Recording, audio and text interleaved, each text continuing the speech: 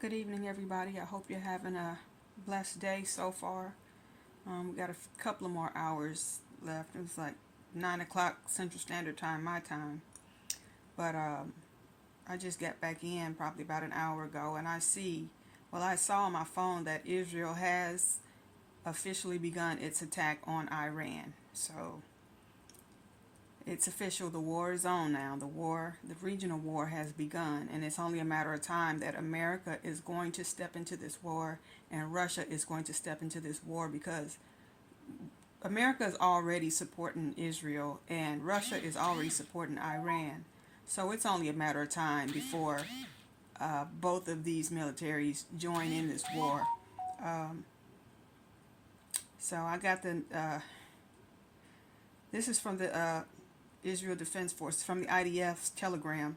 It says, in response to months of continuous attacks from the regime in Iran against the state of Israel, right now, the Israel Defense Forces is conducting precise strikes on military targets in Iran.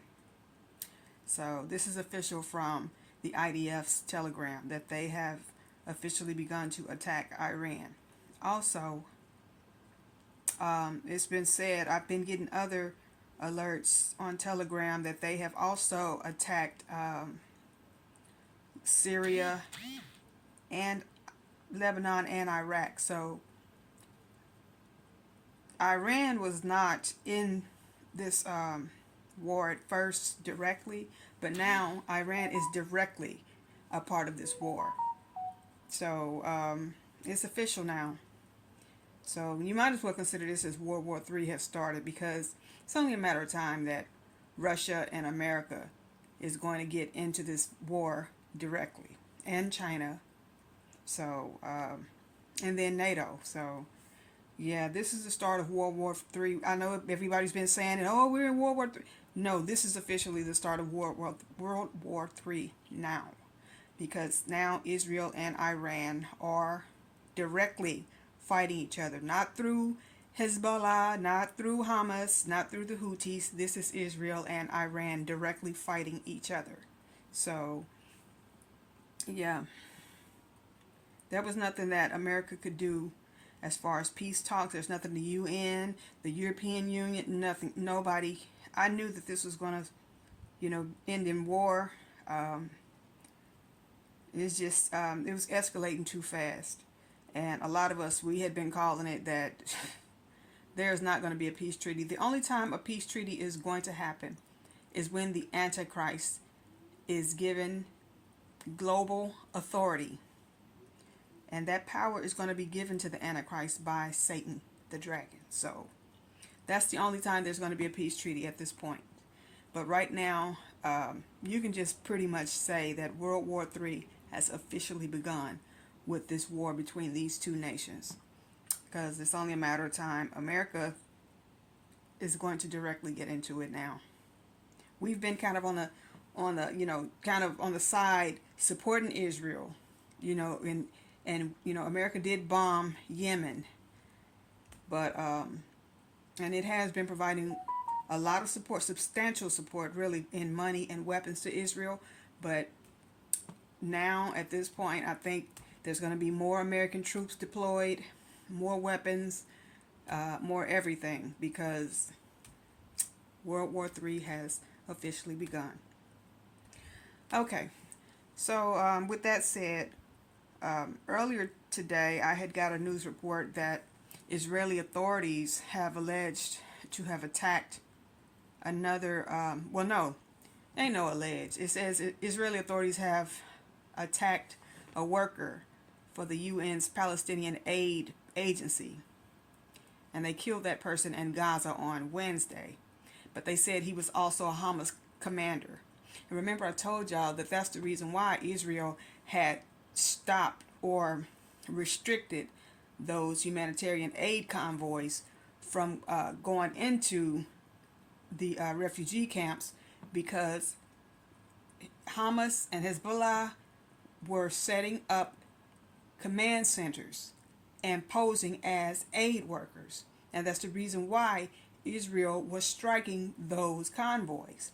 But see, the news would not let that be known to the world, and it just seemed like Israel was just, just striking and killing these workers and just, being uncivilized and just, being genocidal. And that wasn't the case at all.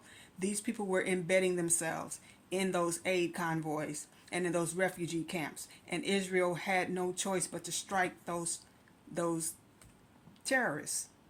And it resulted in some civilian casualties, unfortunately, because they were being used as human shields by these terrorists. So they struck another aid worker. It says the IDF and the Israeli Security Agency allege that Muhammad Abu Atoui was involved in the murder and abduction of Israeli civilians on October 7th. They said he was involved with the kidnappings at the music festival in Gaza on October 7th, and was also an employee of the Palestinian Aid Agency. So he was in fact working for the aid agency, but he was also a terrorist. So yeah, they killed him. It said he attacked a bomb shelter in Re'im, southern Israel on October 7, 2023, and alleged that he continued to direct and carry out attacks on IDF troops as the war continued. So they said he was on the list of employees at the UNRWA, so he was an aid worker. And he was also on a list of employees that Israel alleged to be members of the military wing of Hamas. So they must have found out, what his true purpose was. Well, he was there, as an employee, but his true purpose was to infiltrate that camp. So they found out, and they eliminated him. It says Muhammad is not on the front lines. He is not a fighter and has no connection to anything. Who is saying this? That his family members are claiming that he was not a terrorist. Marwan Abu Atoui, the man's father, the man's father told CNN, "We honor the resistance, but Muhammad has nothing to do with it. He is an agency employee and a driver who serves by going to work at 7:30 in the morning, transporting aids to refugees and those in need of schools." No, he was a terrorist. Come on. I know y'all want to make him out to be just an aid worker, but this man was also a terrorist. So yeah. Russia's President Vladimir Putin on Wednesday hosted China's Xi Jinping and India's Narendra Modi. Does India have a prime minister or a president? It doesn't say what his title is. But he hosted them and other world leaders to the BRICS summit. And they said that like 36 world leaders showed up at this summit in Russia to discuss using alternative payment systems outside of American payment systems and the American dollar. So, they were trying to say that Putin had isolated himself from other world leaders by engaging in this war with Ukraine and invading Ukraine, but obviously that's not the case, because all of these world leaders from countries such as China, North Korea, India, South Africa, I think they said Venezuela, like 36, Brazil, different world leaders showed up.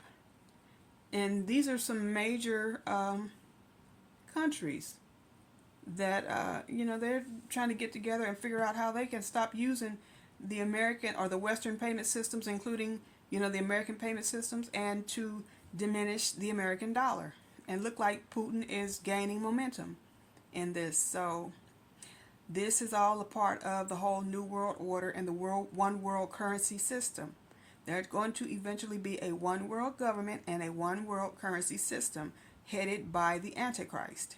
And this is all taking place, it's all taking shape, it's all taking form, just as the Bible prophesied. The New World Order is in full effect. Even Joe Biden gave the speech talking about America need to lead the New World Order. It's just a little small clip I put up there, probably about less than a minute long, but he in fact said, he mentioned the New World Order, just like Putin mentioned the New World Order. And this is all taking shape. It's happening. Oh, they said even, let me see. They even said leaders from Iran, Egypt, Ethiopia, the United Arab Emirates, and Saudi Arabia, Turkey, Azerbaijan, I'm not pronouncing these countries right, and Malaysia have formally applied to become members of BRICS. So all of these countries, I don't know how many countries are in BRICS right now, but Putin is really going somewhere with this system, this BRICS system. He's gaining momentum. And so, yeah, the American dollar is about to be greatly diminished because of this. So, Speaking of Putin, tech billionaire Elon Musk has been in regular contact with Putin since late 2022, according to these news reports that came out yesterday. This is published by the Wall Street Journal. It says, according to the journal's intelligence sources, Musk and Putin continue to have talks into this year. Even as Musk began to ramp up his criticism of U.S. military support for Ukraine and became actively involved in the election campaign of Republican candidate and former President Donald Trump. So Musk got his nose in all kind of business. World politics, American politics, outer space, just everywhere. Self-driving cars, EVs, electric. He's just got his nose in everything. So it says Putin once asked the entrepreneur to avoid activating his Starlink satellite internet service over Taiwan as a favor to Chinese President Xi Jinping. Two people briefed on the request said this bombshell claims to land at a critical time in the U.S. elections campaign because he's been rolling tight with Trump and stomping pretty hard for Trump as of late. And for him to be communicating with Vladimir Putin, you know, when Russia is an adversary of America, an enemy of America, who will probably eventually be going to war against America with Iran, and Putin is making contact with, and Putin and Musk are having contact with each other. So this is raising some national security concerns with the Pentagon. So it says, but the businessman's influence extends far beyond politics via his social network platform X and his tech company SpaceX and Tesla, through which he has megabucks government contracts and high-level security clearance. See, this man has a security clearance, and he's communicating with Vladimir Putin on a regular basis. So that's a major national security concern. Musk gave Ukraine free access to his Starlink system after Putin launched his full-scale invasion of Ukraine in February 2022. And so it says that he's been communicating with Putin since then for 2 years, ever since this whole war between Russia and Ukraine has been going on. And this man currently has a security clearance. So that's a problem. So it was hailed as an important tool in Ukraine's ability to fight back against Russian forces, but relations between Musk and Ukrainian authorities cooled over the course of the war, and Musk stopped funding the terminals for Ukraine and even restricted its military use of Starlink to control drones. See, that's why this man is dangerous. He's the richest man in the world, but he's the type of person that he blows hot and cold. At first, he was giving Ukraine free access to the Starlink system, but then I guess something didn't go his way, and so he pulled he pulled the Starlink system from Ukraine.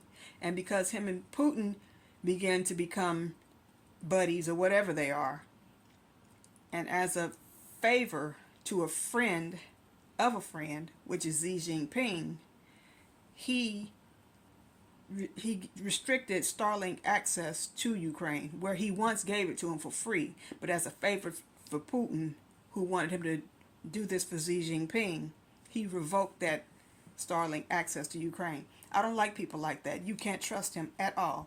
And for him to be involved in American politics, that is dangerous. So, and I believe, like I told y'all, this is what he's doing. That's his agenda. He wants to get in good with Trump because he thinks he's smarter than Trump, which he probably is. He's like, what, 24 years, 25 years younger than Trump. So he thinks that he can manipulate Trump, or he can win Trump over and charm Trump, into giving him more lucrative government contracts. And see, Trump is the type of person that he will do it as long as Musk is going along with whatever Trump got going on. If Musk follows Trump's agenda or furthers Trump's agenda, then he will get the contracts for all of his companies. SpaceX, Tesla, X, and what is this other guy's? Let's see, SpaceX, Tesla, X, and those is his three main things that he's got going on. But the thing is with this guy, and he wants a government post. That's another thing. I knew it was 4 things that I was thinking about. He wants some type of high-ranking government position so that he can control, some aspects of the government. He's the type of person that he has so much money and he is so entitled because he's the richest man in the world that he wants to have control over the world, period. That's that God-like complex that people that tend to have a lot of money will have, to the point that they think that they can run everything, or that they can control everything and everyone around them. This man is so rich and got so much money that he even wants to go to Mars and control things up in space, in the cosmos. So this man is dangerous. He really is. Because he's not as smart as he thinks he is. He may be, technically smart, book smart, and all that science and all that other stuff. But as far as you can tell with him, he doesn't have wisdom and discernment and common sense. He's a rich, privileged, sheltered, man who is in his mid-50s. And he wants the ultimate control, which is to rule the world. And he's trying to reach that goal step by step by step. And so it says that, so Ukrainian military intelligence report said that Musk's satellite service was being used by the Russian army on the Ukrainian front now. But wait a minute, it says in October 2022, Musk also began tweeting a series of Kremlin talking points about the war, which he presented as a plan for peace, but triggered major pushback from top officials in Kyiv, even from President Volodymyr Zelensky himself. So he's meddling in world politics, talking about he wants to be the intermediary or the person who will bring these two warring factions to peace. So that's Antichrist. That's Antichrist stuff. He wants to see, he's stepping out of his lane, and he thinks because he's the richest man in the world that every lane is his. He wants to control the world. This man wants to control the world. That's why he's doing what he's doing. This is Antichrist stuff. But the Bible said there are many Antichrists, so it don't have to be just Trump or just Putin. It could be all of them. All the world leaders could be Antichrist. We don't know which ones they are. I have an idea of who they are. But this is Antichrist stuff. You want to run the world. Just because you think you got all the money in the world, you want to run and control the world, but you're not qualified or equipped to run the world. That's the problem. So, but God always have a way of humbling people like this. But unfortunately, this is the way things are supposed to go. These people with this money and this power, they will have control. They will have authority over this world for a short time because they are under the rule and control of the God of this world, little g, the God of this world, which is Satan, the dragon, the beast. So he will reach some of his goals. Elon Musk, Donald Trump, Putin, Xi Jinping, Biden, all of them. They are under the direct command and control of the God of this world, which is Satan. Because this world is his, this is his world, this is his playground. So they're all under the control and command of Satan himself until Jesus comes back. But they only have so much control. God ain't going to give them. God ultimately has all the control. But he lets them do what they do until he gets ready to shut them down, which he will eventually. So until then, Elon Musk, he's getting all these contracts, billions and billions of dollars. It's like he's this rich, spoiled man-child who got these spacecrafts, these SpaceX spacecrafts. And the astronauts are, know how little boys, they play with rockets and airplanes and stuff, and they put the little toy man in there, and then they fly it, and then fly it and crash it into a tree or something, or crash into the ground, and then they break the little toy rocket, and then they, Mama, will you buy me another rocket? That's what Musk is doing. He got them spacecrafts. He put them little toy man astronauts in there, and they go up into space, and then it blow up or it crash or something. Then he wants to get another government contract worth billions of dollars to do it again. So, his most recent endeavor in Cape Canaveral, Florida, just, was it today or either yesterday? 4 astronauts known as the SpaceX Dragon Crew. Yes, Dragon Crew. Returned to Earth today after a nearly 8-month space station stay extended by Boeing's capsule trouble and because of problems caused by Hurricane Milton. The 3 Americans and 1 Russian should have been back 2 months ago, but their homecoming was stalled by problems with Boeing's new Starliner astronaut, another faulty Boeing Starliner astronaut capsule. Boeing again, because them Boeing planes have been falling out the sky and had landing safety issues. So, even the Boeing spacecrafts, this astronaut capsule is defective. And these idiots is flying up in outer space in them. So anyway, because it had difficulties, it came back empty in September because of safety concerns. So the astronauts had to stay up in a space station that they have up in space, I guess. Then Hurricane Milton interfered, followed by another 2 weeks of high wind and rough seas. SpaceX launched the 4, NASA's Matthew Dominic, Michael Barrett, and Jeanette Epps, and Russia's Alexander Grebinkin in March. Barrett, the only space veteran going into the mission, acknowledged the support teams back home that had to replan, retool, and kind of redo everything right along with us, and helped us to roll with all those punches. So they had problems up there, up in outer space. Their replacements are the 2 Starliner test pilots, Butch Wilmore and Suni Williams, whose own mission went from 8 days to 8 months, and 2 astronauts launched by SpaceX 4 weeks ago. So those 4 will remain up there until February. These are the ones that's currently stranded up there in outer space. These astronauts. I remember we talked about that a few weeks ago, that these idiots is up there stuck. So in other words, they go up there, they get stuck and get stranded for weeks and months on end because none of them and this SpaceX Dragon Crew have no business being up there. So, but this time God was merciful enough to let them return back down to Earth, because he has the greatest amount of patience and mercy and grace that he let them come back, leave from outer space alive, although they have no business being up there. So meanwhile, those other idiots are still stranded up there.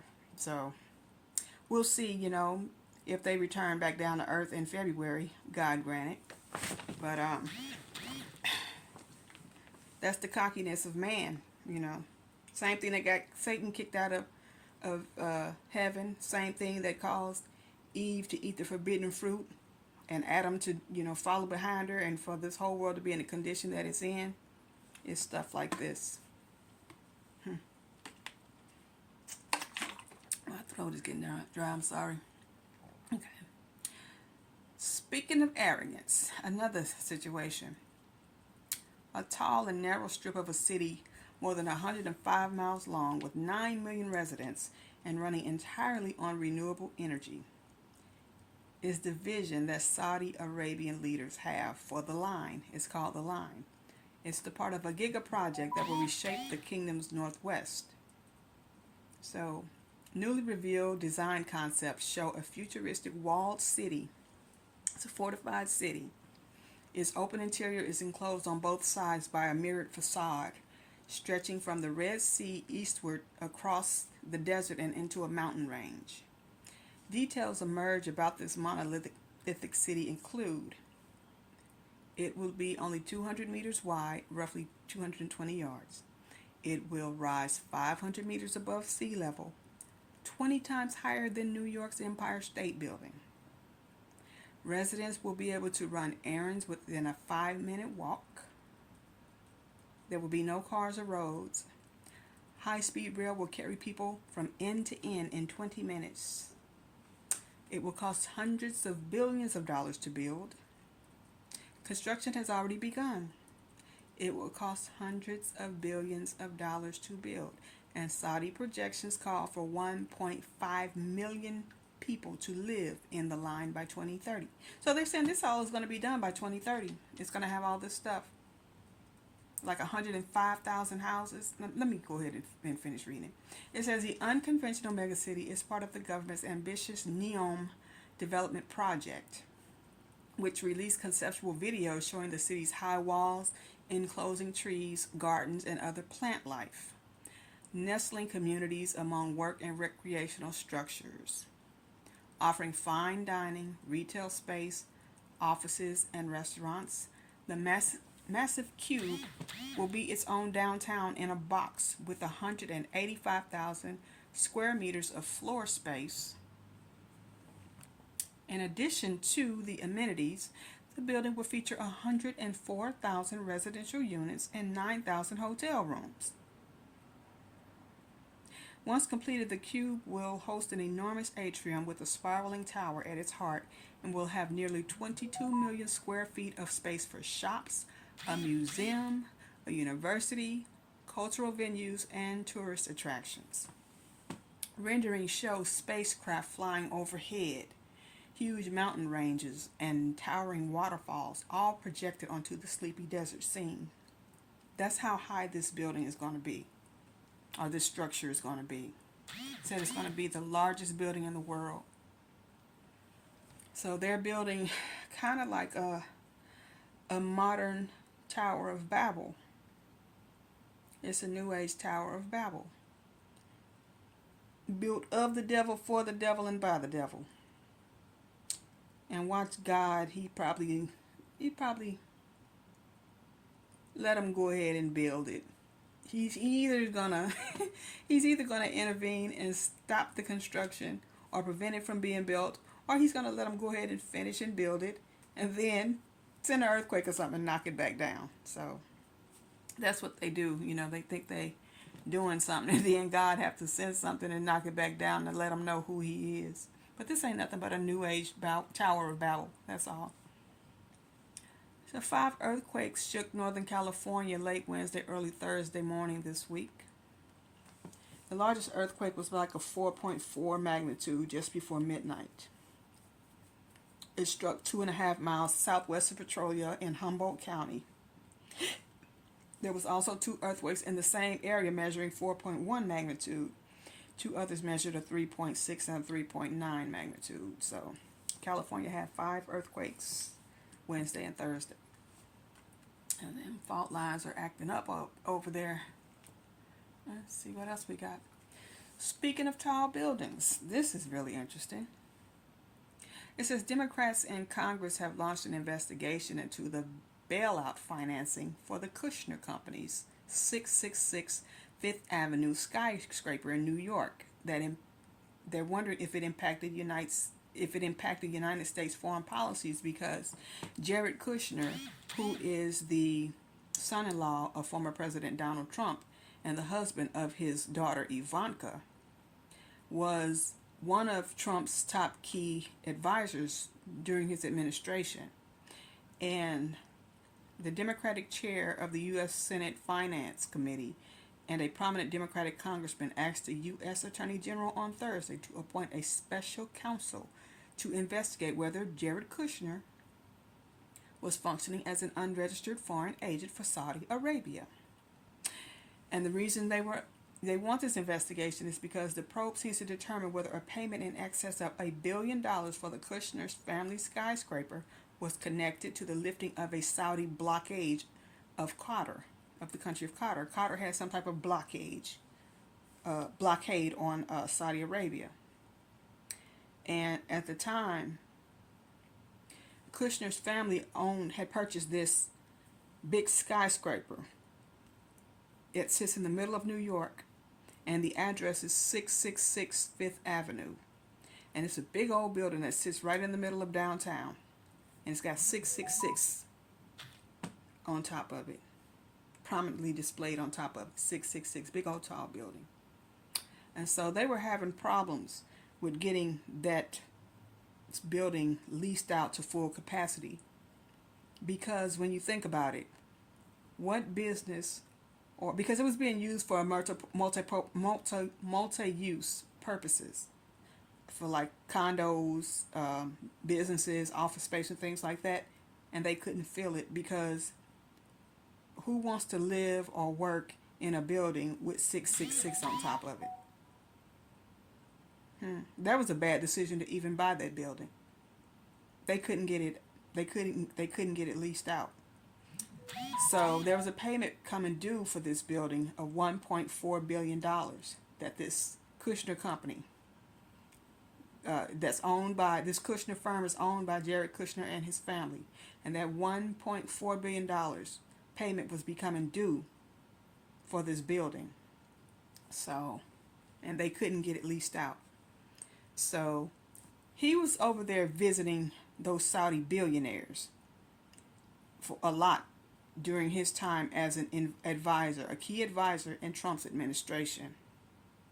And so Senator Ron Wyden, Democrat in Oregon, chair of the Senate Finance Committee, and Representative Jamie Raskin, a Democrat in Maryland, a ranking member of the House Committee on Oversight and Accountability, sent a letter Thursday to Attorney General Merrick Garland asking him to appoint a special counsel to look into Kushner's ties to Saudi Arabia. The lawmakers described Kushner as acting as a shadow diplomat and political advisor to Saudi Arabia's Crown Prince Mohammed bin Salman Al Saud, or whatever. I always call him Mohammed bin Salman. I don't use the other extra two, whatever his name is. So in exchange for at least $87 million paid out to Kushner's investment firm, Affinity Partners. So he was acting kind of like a consultant to Saudi Arabia. And he got $87 million paid out to his investment firm called Affinity Partners. This sequence of events, especially the stunning reversal of the blockade, the blockade in favor of Saudi Arabia, raises serious questions about Kushner's role and the financial interests of his family may have influenced the U.S. policy regarding this blockade. So the lawmakers they've been looking into this for years, at least since 2018. This is about 6 years. They've been looking into this and scrutinizing this, and I think he had to testify before Congress, if I'm not mistaken.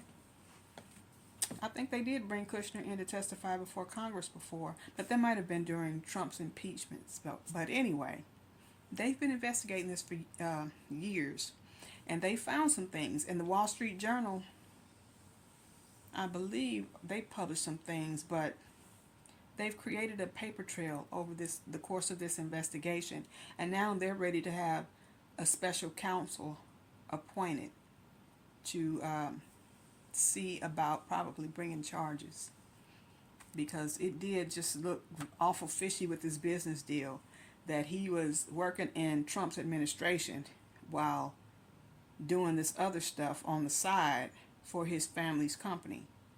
And you're not supposed to do that when you're in a government position, a high-ranking government position or appointment that he had. With the post that he had, he was not supposed to be conducting no type of private business whatsoever, because it creates a conflict of interest. So they've been trying to investigate that. Well, they have been investigating this, and they're ready to appoint a special counsel. So it seems like they're considering bringing charges or an indictment. They've gotten a lot of other Trump associates this way. I think that it was Michael Flynn, Roger Stone. They've been popped for being unregistered foreign agents. So it look like they about to get Kushner too. Look like he's the last of the Mohicans.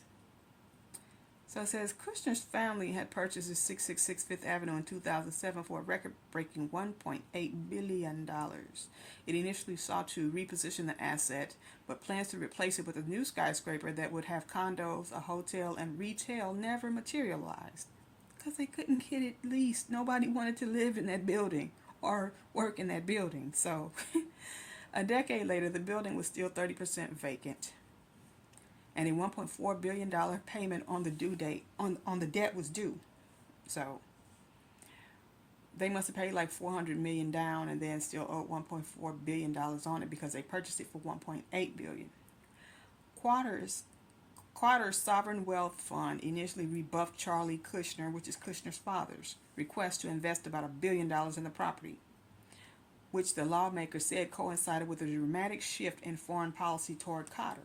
During a 2017 trip to the Middle East, Jared Kushner met with representatives of the United Arab Emirates. Am I pronouncing that right? And Saudi Arabia to discuss a blockade of Qatar that was reversed after his visit. So he was conducting government and business and private for-profit business deals in Saudi Arabia. He was double dipping. In other words, Kushner's family firm was losing money on this building because they couldn't get tenants to fill it. So that's basically what happened, y'all. But like I said, who would want to build? They couldn't get nobody to lease those office spaces and condos with 666 as the address because it would be bad for business. It would be a terrible business decision. So they had to pay for this building, and they ended up, the Saudis helped bail the Kushner company out from under the building. They ended up selling it or getting a 99-year lease and renting it out for 99 years to another company. So the Democrats are very concerned about this business deal. And so now they're asking Merrick Garland to appoint a special counsel to look further into this, probably to indict Kushner if they find any type of impropriety. So if he better hopes Trump win and make this go away. If not, if Kamala wins, Kushner is cooked. So Michelle Obama, she's got this voter mobilization campaign in support of Kamala Harris and Tim Walz. And she hosted a drag queen voter registration drive or rally or party or something she did. And she's turning to drag queens and free prize joints to boost voter turnout in key battleground states. The former First Lady founded the When We All Vote PAC in 2018, and the organization is planning to host 500 Party at the Polls events before Election Day. The events will take place across states including Georgia, North Carolina, Pennsylvania, Arizona, and Nevada. One such event in Arizona, which took place on October 18th, featured Drag Out the Vote. A group of drag performers advocated for LGBTQ voters. So notable drag queens such as Barbara Seville crowned Miss Gay South America, and Africa America led the show. They were the hosts. So there's a show on October 29th is planned in Nevada and will feature Plasma, a queen from RuPaul's Drag Race show. So there you have it. Like I said, them Obamas fought harder for LGBTQ than they did any African American interests. So they go hard for the LGBTQ. So that doesn't surprise me at all. But yeah. Anyway, y'all, it's a lot going on, and look like we are, we're not on the verge of World War III anymore. It's here. World War III is here. So I know that it's hard, and election is right around the corner. Anybody, if y'all choose to vote, then God bless you, and I hope you make the best decision, something that's conducive to you and your family, in deciding which candidate to vote for. But as far as me, I don't have any dog in this fight. I'm not voting. I don't want to participate in it. because you see one side is going with the drag queens and abortions and things like that, and the other side is pro-Hitler, pro-fascist, pro-racist, pro-elitist. So I don't have a dog in this fight at all. I don't want to be no parts of this wicked system. That's just my personal choice. And my ancestors and, black people who came before me, as, other civil rights activists came before me to give me the freedom to decide if I want to participate in this or not. So, for y'all that choose to vote, like I said, vote for the person that you think is more beneficial to you and your loved ones, and who you think will help improve your quality of life, period. Don't listen to no peer pressure, no celebrities, no politicians promises. Don't listen to none of that. Just you got to pray on it, and then go to the polls in 2 weeks and just cast your votes. Probably less than like a week and a half now. So these people are getting desperate. That's why they're doing all this. So enough of this election and and all this other mumbo jumbo that's going on in this wicked world. I just want to say that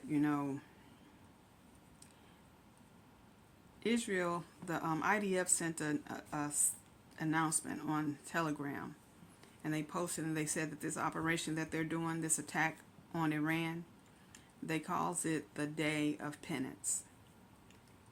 And I ask that if you haven't been baptized, blood washed, and born again in the name of Jesus Christ, let this be the day of repentance and rebirth for you, and redemption. And let this be the day that you make the decision to get saved before the rapture, before Jesus Christ comes out of them clouds to return to get his church. Because once that happens, it's too late. There's no coming back from that. You waited too late if you don't. If you don't get baptized before he comes back, it's too late. And we have been warning, just like in the days of Noah. Noah was trying to warn these people, warn them. And nothing he said could get through to these folks. They went on living their life, going to the market and going to the friend's house and going to the cookout and going to the whatever they was doing back in the day. Y'all are doing the same thing. That haven't been saved, haven't been delivered. Y'all going to the ball game, going to the casino, going to the park, going to the movies, going to the club, the strip club, the trap house, the concert. Y'all going all these places and spending hours at a time at these places. And when Jesus comes back, when he returns to come get his church, and you have to you have to bow before him. And you have to explain to him why you went to all these places. You've had all these years, and you went to all these places, and never once did you go to get baptized in his name. You're going to have to explain that to him eventually. It's inevitable. You're going to have to explain that to him. And there's not going to be any excuse of why you didn't do it. So I ask and I advise and I encourage anybody who has not been saved to please repent, confess your sins, ask the Lord for forgiveness, and get baptized in the name of Jesus Christ as soon as possible, because his return is imminent. All of these things that's happening, all of these events that are unfolding in the news are the signs that the Bible said were to come. We are living in the end times. We are watching all of the prophecies in the Holy Bible being fulfilled every single day. And the labor pains, as the Bible describes them, are getting even more intense until the delivery of God's only begotten Son, Jesus Christ. That's what these labor pains mean. A delivery, the rebirth, the return. That's what's happening. And a lot of these different Christian organizations will tell you that water baptism is not required, and that's not true. Because Jesus, when he came down here, it said he made himself lower than the angels. He's the Son of God who made himself lower than the angels, submitted himself, humbled himself to be baptized by his cousin John the Baptist. It was symbolic, it was ceremonial, but it was a spiritual affirmation, confirmation, and determination that I am going to give my life to the Lord. That Jesus, he set the example for all of us to follow. So if that wasn't a requirement, why did Jesus do that himself? John the Baptist was Jesus' cousin. And John had made the statement. He said, because people revered John the Baptist. They looked up to him because he was the Baptist. He was baptizing people. And so he said, repent and be baptized, every one of you. But then he also told them, he said, there's one that's coming after me whose sandals I'm not fit to carry. He was talking about Jesus Christ. And so Jesus, at 30 years old, he submitted himself, he humbled himself to be baptized by his cousin John the Baptist, who John considered greater than him. So that's the thing. It's about submission. Are you willing to submit yourself, submit your life, and get saved so that you won't have to suffer an eternity? There's so many people, they don't understand what's at risk, because what you do in this life determines how you spend your eternity. And the days of eternity are fast approaching for all of us. Eternity is where we will be after this world, this life is over, and it is ending soon for all of us. So once this world is over and the new world is, you want to be a part of the new world with Jesus, in the presence of the Lord, with his only begotten Son, Jesus Christ. There's no other place to go in the next world but either heaven or hell. And you have to make the decision. You can't keep putting it off. So after you come from wherever you come from, the mall, the show, wherever, the casino, the strip club, whatever, make the decision to get saved today. And if you are or have been saved, then pray and ask the Lord to enter into the hearts of your loved ones who are not saved, so that they could be saved. Ask the Lord to deliver you and your family members so that you will not have to suffer the eternal damnation that so many others who have put this off did and will do and will regret forever,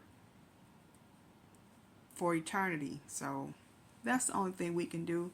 Just like with Noah, he was trying to warn people. He was building the ark. He spent 120 years building that ark, and he's trying to warn people and tell them, it's about to rain, it's about to rain. And they like, Noah, we don't need to pay attention to drunk Noah. He just had him some wine. He don't know what he's talking about. He's talking out of his head. Well, they wouldn't listen to Noah until it was too late, until that water started coming down. And a lot of people just they won't listen to us until Jesus started coming down. So don't let that person, don't be that person. That's all I ask. So, all right. The decision is yours, though. God gave us free will, but I just strongly do hope and pray that you make the decision today to give your life to the Lord in the name of his only begotten Son, Jesus Christ. And if you have done so, then to pray and ask the Lord to help your family get to where you are, where we are, so that they can be with us when all of this is over. Okay? So, God granted, I will be back tomorrow and see what's, going on in the news. It's going to be a lot probably.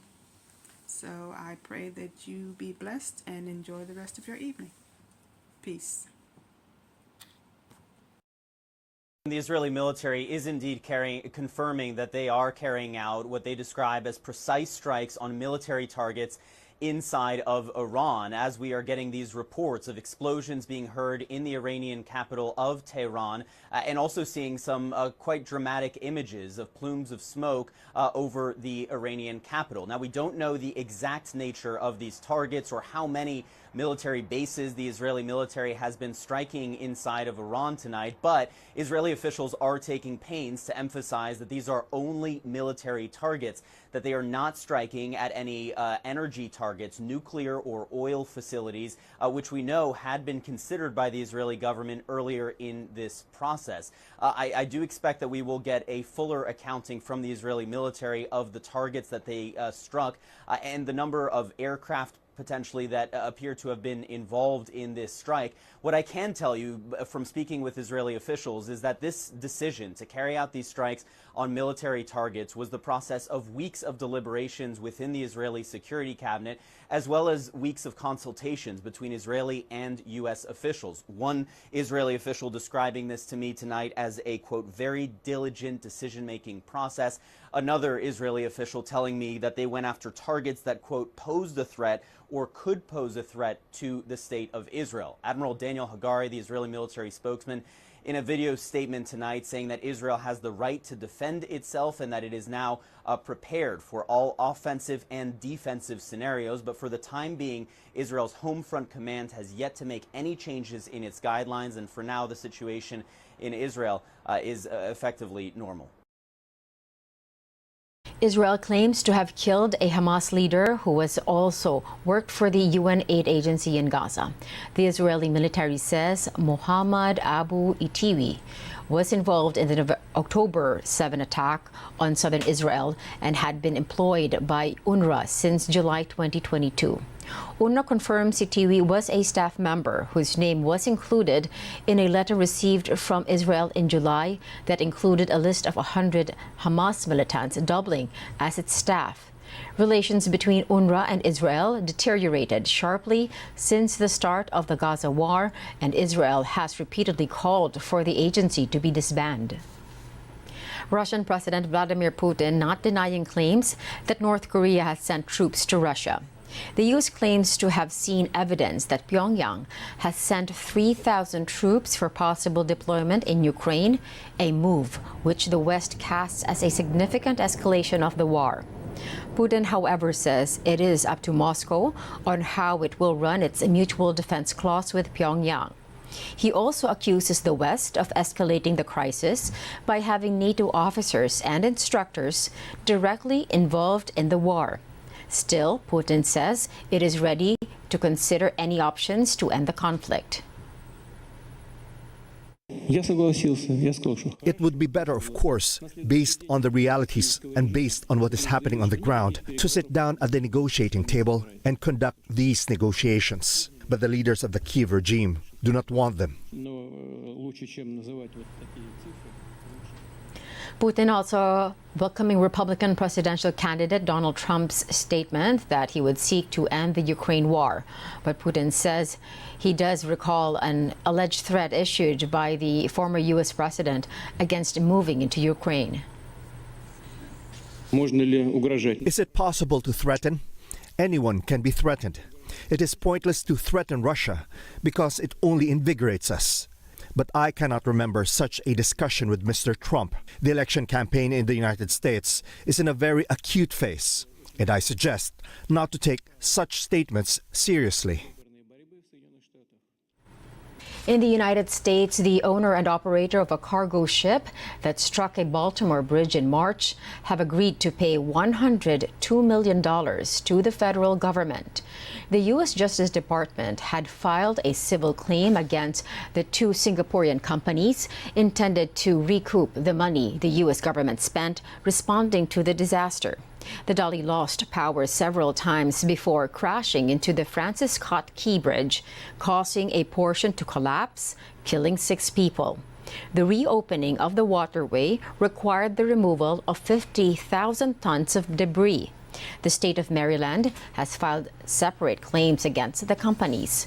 It estimates rebuilding the bridge could cost up to $1.9 billion, with anticipated completion by 2028. Over in Malaysia, jailed former Prime Minister Najib Razak apologizes for the 1MDB foreign wealth fund scandal that erupted back in 2015. In a statement read by his son, Najib expressed deep regret over his handling of the debacle, but insisted he was not the mastermind. Najib is facing several cases over accusations he channeled some $700 million from 1MDB to his personal bank accounts. He is currently serving a jail sentence related to one of those cases. On Wednesday, October 30, Malaysia's High Court is set to deliver its decision on whether Najib should be acquitted or enter defense in another case.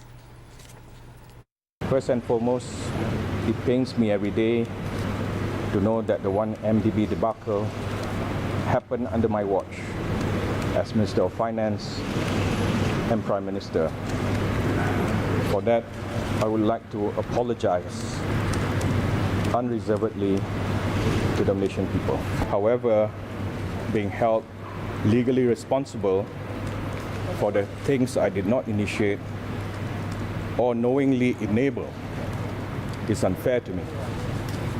And I hope and pray that the judicial process will, in the end, prove my innocence.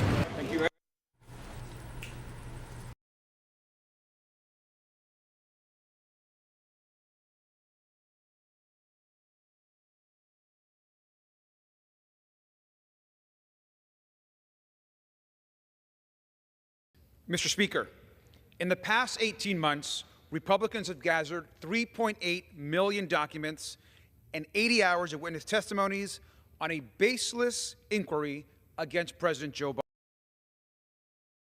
Biden. But now that Joe Biden is not running for president, they've ended their political impeachment stunt. Now, the investigation that we should be focusing on is Jared Kushner and his $2 billion from the Saudis just months after leaving the Trump White House.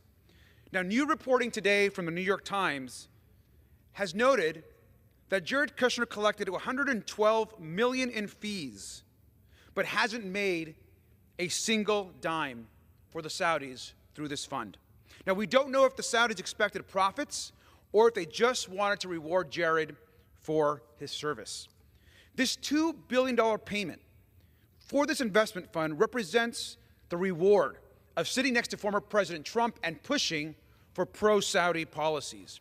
During his time in the White House, Mr. Kushner consistently ignored the recommendations of top foreign policy experts at the State Department and even ignored the warnings of Trump's own Secretary of State. These conflicts of interest and the national security threats are obvious, but House Republicans are not interested in uncovering the truth about Kushner's actions or the suspicious actions of the Saudi government and other foreign governments. While the Senate is beginning to finally move on this investigation, the House has done nothing. Mr. Speaker, we can no longer wait to hold the Kushners accountable for their shady dealings.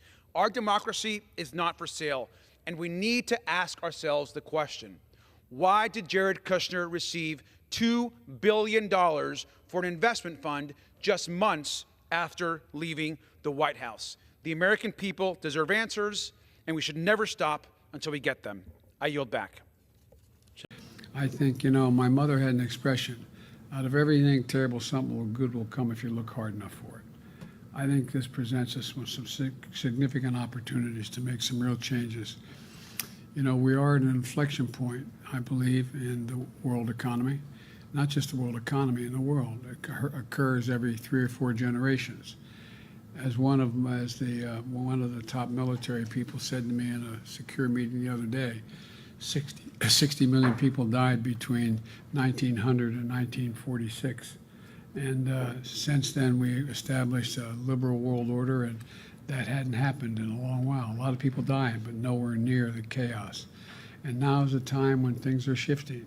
There's going to be a new world order out there, and we've got to lead it. And we've got to unite the rest of the free world in doing it.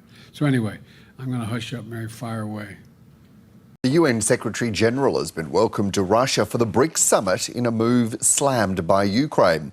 Antonio Guterres is attending the gathering, insisting he'll reiterate to Russian President Vladimir Putin his long-standing position on Moscow's invasion. China's President Xi Jinping is calling for a de-escalation between Moscow and Kyiv. The Ukraine crisis is still dragging on.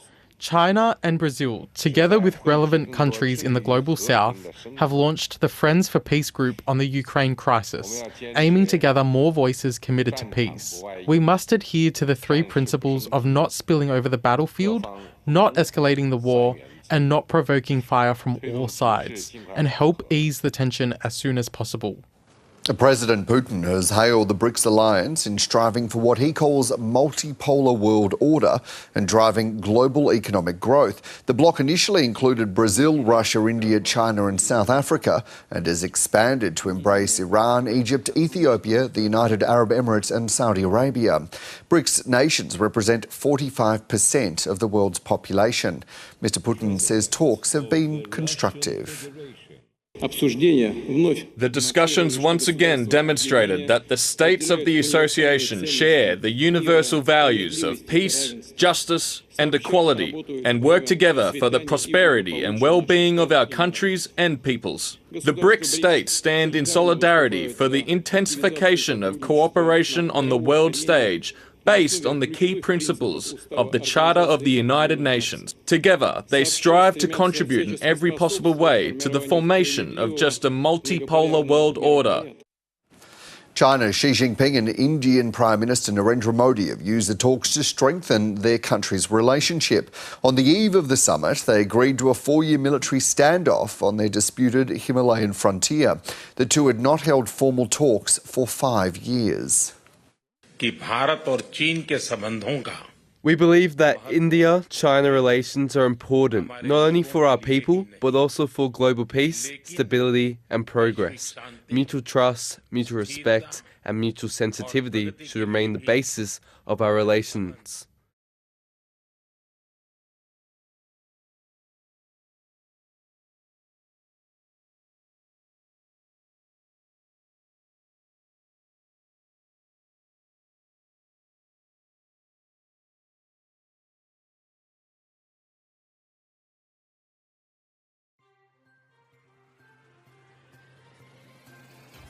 A new report has shed light on a surprising connection between tech billionaire Elon Musk and Russian President Vladimir Putin, revealing that Musk has been in confidential talks with Putin since 2022. These interactions, reported by the Wall Street Journal, come at a particularly delicate time, as tensions mount globally over issues like the war in Ukraine and U.S.-Russia relations. Musk's continued contact with Putin, spanning over a year, reportedly included discussions on various issues, extending even into this year. One key element that has raised eyebrows is Musk's involvement in the U.S. election campaign, where his public support leans towards Republican candidate and former President Donald Trump. As Musk voiced growing criticisms of U.S. military assistance to Ukraine, his connections with Putin appear to play into a larger geopolitical narrative. According to the report, Putin has allegedly requested Musk's cooperation in limiting access to Musk's Starlink satellite internet service. Specifically, Putin reportedly asked him not to enable Starlink over Taiwan to appease China,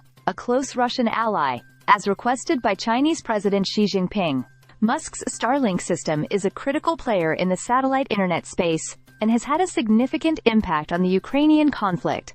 After Russia's invasion of Ukraine in 2022, Musk provided Starlink services to Ukraine, initially viewed as a strategic aid enabling Ukraine to maintain communications under Russian assault. However, the relationship became strained when Musk restricted Ukraine's military access to Starlink, curtailing its use for drone control, a key technology in modern warfare. Musk's outspoken views on Ukraine, including tweets echoing Kremlin perspectives under the guise of peace plans, faced backlash from Ukrainian officials, including President Volodymyr Zelensky. Notably, Ukraine's military intelligence recently reported that Starlink is now being used by Russian forces on the front lines, a concerning development for Ukrainian officials. Adding to the intrigue, Kremlin spokesperson Dmitry Peskov has downplayed the contacts, citing only a single call where Musk and Putin discussed space and technology. Yet, the U.S. government remains largely in the dark on the extent of Musk's relationship with the Kremlin. High-level officials have expressed concern about the influence Musk wields through his tech empire, particularly given his government contracts and access to classified information. For now, Musk has not commented on the new revelations, leaving questions about the full extent of his connections with Putin. Stay subscribed for more videos.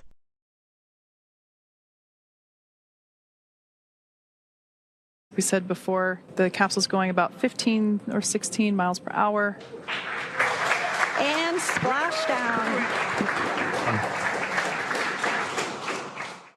That was a big moment. The SpaceX Dragon capsule splashing down off the coast of Florida this morning.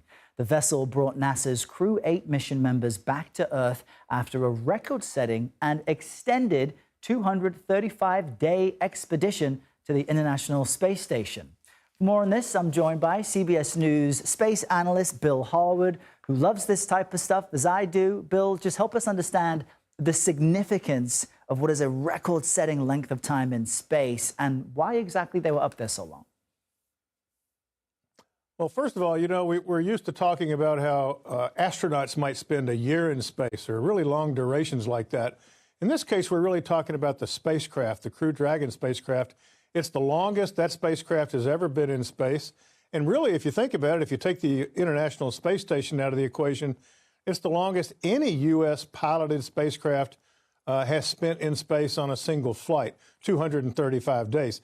I mean, the significance of it really is just showing NASA and SpaceX the reliability of the vehicle so that they can stay up longer in an emergency, for example, or if they, you know, as things come up like on this flight where the crew was delayed by bad weather and a delay getting their replacements launched back in September. So combination of factors, but I think it's a step forward for SpaceX to be able to show their spacecraft can hold up to this for really long periods of time. That's a nice milestone. Yeah, and we should note that there are 2 Boeing Starliner astronauts still at the ISS. When will they get home? And for everyone who comes back to Earth, what is it like to reacclimatize to what things are like here for us dealing with gravity? Well, if you recall, last month they launched the Crew 9 Crew Dragon with just 2 people on board instead of 4. Right. So Butch Wilmore and Sonny Williams, the 2 Starliner flyers, they're going to come down in February with that Crew 9 crew. So they're going to end up getting a seriously long flight in space when all is said and done. You know, you mentioned readapting to gravity. When we watch the Crew Dragon crew members get off the spacecraft today, they're carried off. And that's despite the fact that every astronaut on the space station spends about 2 hours a day exercising. They have very sophisticated equipment up there for just that purpose. And even so, after more than 6 months in space, it takes them about a month to get their land legs back, get their balance back, all of that, and to build their muscles back up. So it's a challenge flying in zero G, no matter how easy it looks and how much fun it must be. Yeah, I'm just thinking of the visual of people being carried away. Bill Harwood, always good to get carried away with you. Thanks for waking up with us. Have a good weekend. If he say something, they're going to go and get his gay files. That's what he's running from. Y'all want This is public knowledge. I know black people don't believe it because we fight for that. He got gay files. They know it. They know it. Before he got elected, he was with Reverend Wright. The praise leader of Reverend Wright's church had an affair with Obama. They killed that guy before Obama got elected because he was about to talk. The white guy came out, Larry Summers, the white guy came out and said it. But the media gonna crush that. They ain't gonna say nothing about it. So they know. Why do you think a man will keep pushing stuff like this? Oh man, no straight man gonna push that.